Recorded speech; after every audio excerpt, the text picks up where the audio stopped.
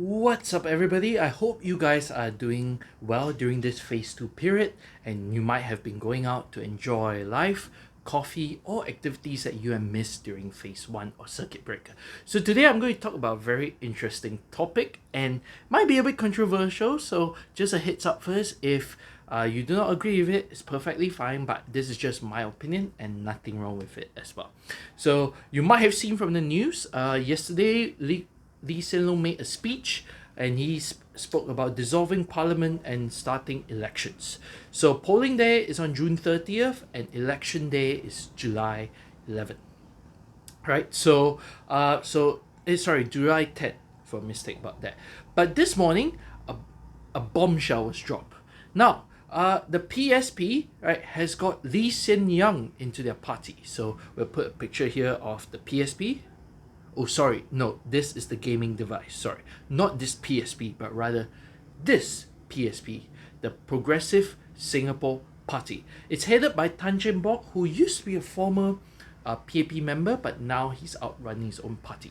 So Lee Hsien Yang has joined them as an official member, but they haven't said whether he's standing for elections. Now, here is something interesting when I was looking through the places that they were contesting. One of the constituencies that they were contesting is Tanjong Pagar GRC. Now, I don't have to explain GRC to you, Singaporeans would actually know what it means.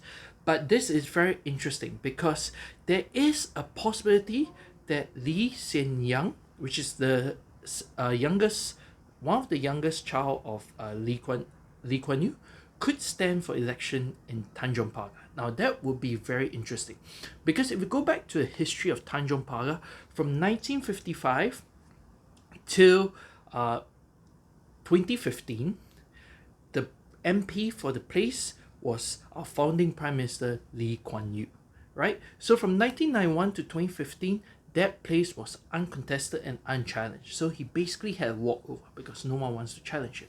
It was only in 2015 that we had a change of hands. Chan Chun Sing, which is slated to be the next Prime Minister, right, contested in Tanjong Pagar as part of the PAP and he won.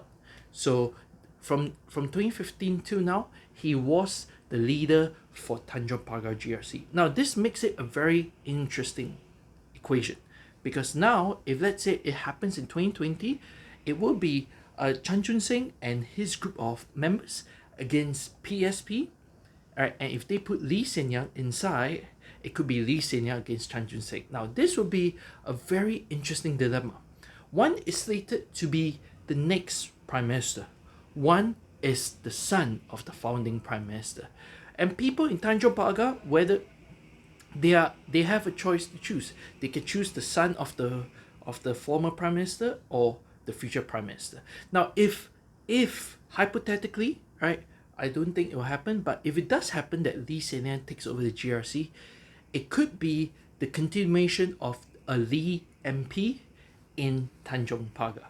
Because other than 2015, all the years before that were all the head, or rather the MP representing Tanjong Pagar was from a Lee family, right? After 2015, it was Chan Chun Sing, and 2020, if Lee Hsien Yang wins, right, he will carry on the Lee name in Tanjong Pagar. But this is actually a dilemma because Chan Chun Sing is slated to be the next Prime Minister. So if he loses, who will be the next Prime Minister then? Right? But I highly doubt he will lose because Tanjong Pagar has been a stronghold for the PAP for over 50 years. So I think that it will be no fight at all.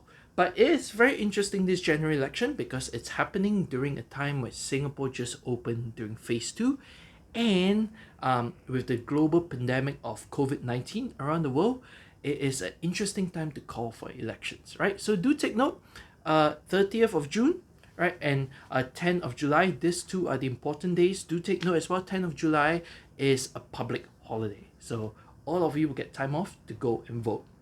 So vote wisely, choose correctly, but I will be very interested to see the fight that's happening in Tanjong Pagar. What about you guys? What do you think will be a very interesting fight between the different areas in Singapore?